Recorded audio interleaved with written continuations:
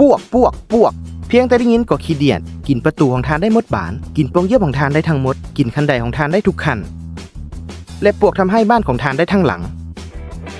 ถ้าเจ้าย่านพวกเขามากับจัดปวกแบบง่ายๆแต่ได้ประสิทธิภาพสูงสุดกันเลยด้วยเทอร์มาทิกเหยื่อกับจัดปวกสำหรับใช้ในบ้านที่จะช่วยให้ทานสามารถกำจัดปวกโดยบ่มีสารพิษตกค้าง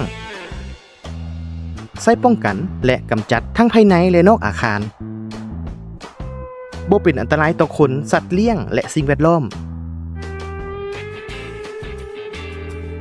ที่สำคัญพวกตายยกหังถ้าบ่เชื่อเบิ่งต่อไปว่าเป็นไปได้แนวใด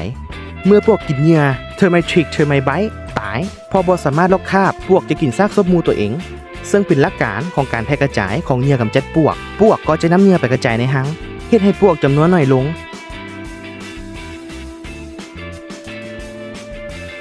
สุดท้ายก็เฮ็ดให้ปวกตายยกหังขั้นตอนก็แสนง่ายกำจัดปวก DIY ด้วยตนเอง 1. นำเหยื่อมาผสมกับน้ำแล้วนวดให้เข้ากัน 2. ตัดซองเหยื่อเพื่อเปิดซองทางให้ปวกมากินเหยื่อ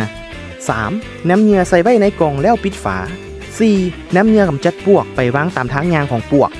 กวดสอบและตื่มเหยื่อทุกๆ15วันจะเห็นว่าปวกกินเหยื่อและปวกจะแพร่กระจายเหยื่อออกไปยังตัวอื่นๆรวมทั้งนางพญาปวกพร้อมเห็นให้ปวกค่อยๆน้อยลงและตายยกหังในที่สุดเทอร์มาทิกกำจัดปวกได้ง่ายๆแบบตายยกหัง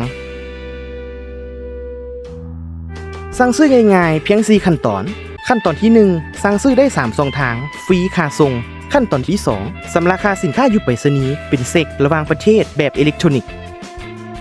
ขั้นตอนที่3แจ้งการชำระเงินขั้นตอนที่4รอถ้ารับหมายเลขจะส่งสินค้าและสามารถตรวจสอบสถานะได้พร้อมว่าสินค้าของเราจะส่งถึงไสแล้ว